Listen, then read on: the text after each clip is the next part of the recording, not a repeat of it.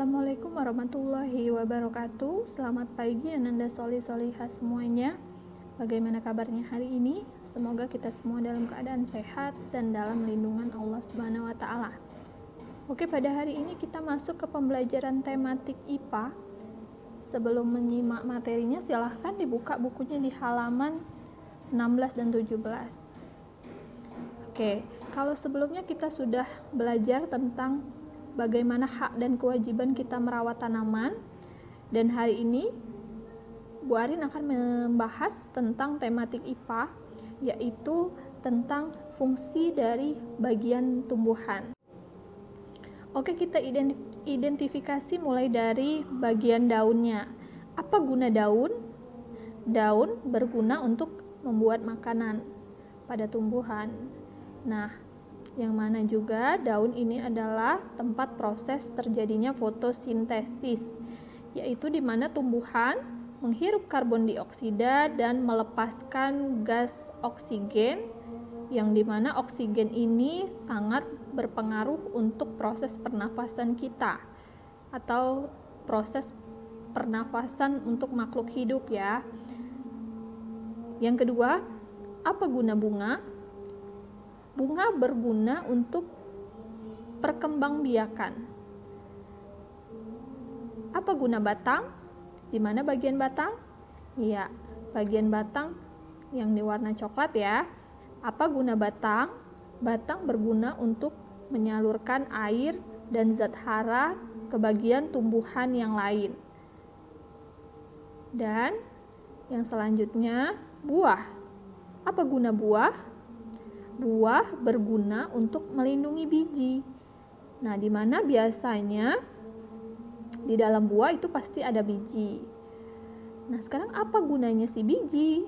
Biji sebagai calon tumbuhan baru.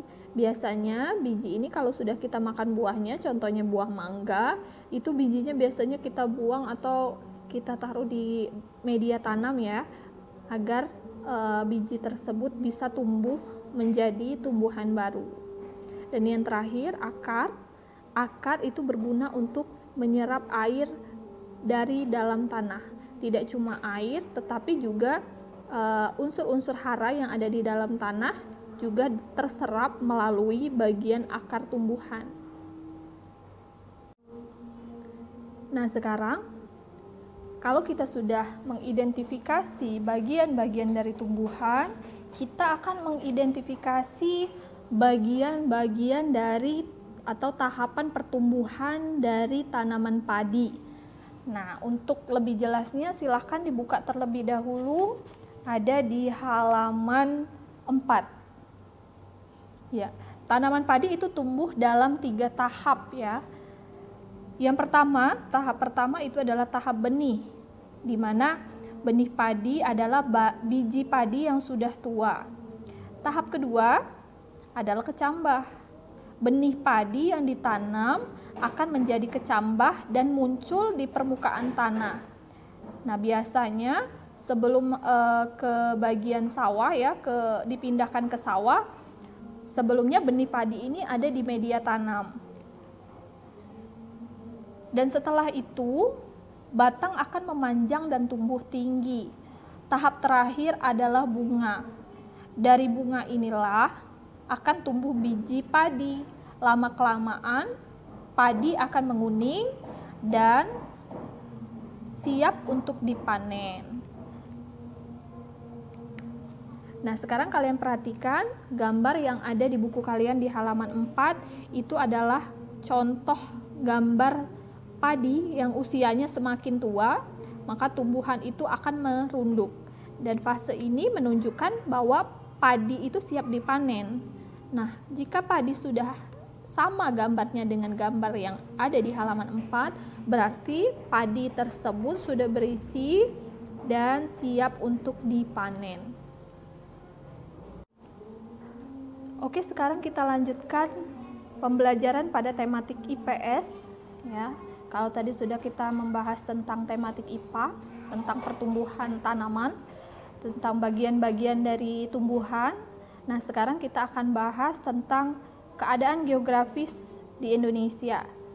Sekarang silahkan perhatikan pada bukunya di halaman 5. Ya. Jadi perhatikan ketiga gambar berikut. Nah, pernahkah kalian mengunjungi tempat-tempat seperti pada gambar dan di mana kalian menemukannya? Oke. Jadi ada 3 gambar. Yang pertama itu gambar persawahan, yang kedua itu gambar tepi pantai, dan yang ketiga itu adalah gambar perkebunan teh. Nah, sekarang coba perhatikan yang mana termasuk ke dalam wilayah dataran rendah, yang mana termasuk wilayah dataran tinggi, dan yang mana termasuk wilayah pantai. Ya, jadi ada 3 jenis bentang alam ya. Ada tiga jenis bentang alam. Yang pertama, persawahan itu biasanya terdapat pada bentang alam dataran rendah. Sedangkan untuk tepi pantai itu masih datarannya di bawah atau hampir sama dengan permukaan laut ya. Itu disebut dengan wilayah pantai, di mana garisnya ya, garis dataran tinggi atau dataran rendah itu biasanya diukur dari beberapa meter dari permukaan laut, sedangkan pantai itu pasti permukaannya hampir sama dengan permukaan laut. Dan yang terakhir itu perkebunan teh. Perkebunan teh itu biasanya ketinggiannya di atas 500 meter dari permukaan laut, dan yang pasti termasuk ke dalam wilayah dataran tinggi.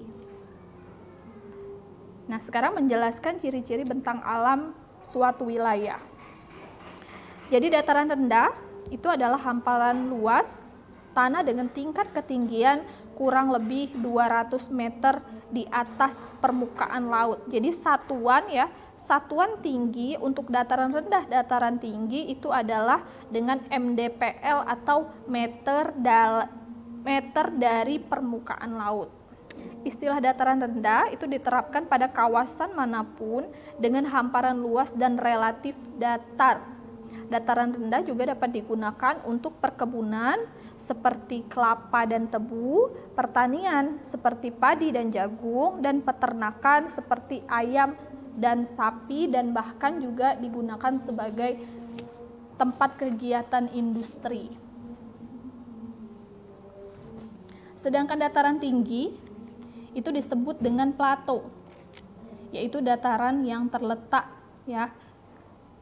pada ketinggian lebih dari 500 meter dari permukaan laut. Ya, yang sering ke kebun teh pasti tahu ya bagaimana ciri-ciri dataran tinggi. Otomatis kalau dataran tinggi itu lebih sejuk dibandingkan dataran rendah. Dataran tinggi itu terbentuk sebagai hasil erosi dan sedimentasi. Sedimentasi itu sama dengan pengendapan ya. Dataran ini biasanya dimanfaatkan untuk perkebunan, menanam tanaman sayur, dan rumah-rumah maupun juga objek wisata. Dan yang terakhir, pantai. Pantai itu adalah perbatasan antara wilayah darat dan wilayah laut. Garis pantai itu biasanya digunakan untuk menandai batas wilayah suatu negara. Pada umumnya, daerah pantai itu digunakan untuk usaha pengeringan ikan, tambak, ladang garam, dan objek wisata. Karena otomatis kalau di daerah pantai itu memiliki asupan sinar matahari lebih banyak ketimbang dengan dataran tinggi ya. Dan suhunya juga lebih tinggi dibandingkan dengan dataran tinggi, karena semakin tinggi wilayah maka semakin rendah juga suhu yang ada pada wilayah tersebut.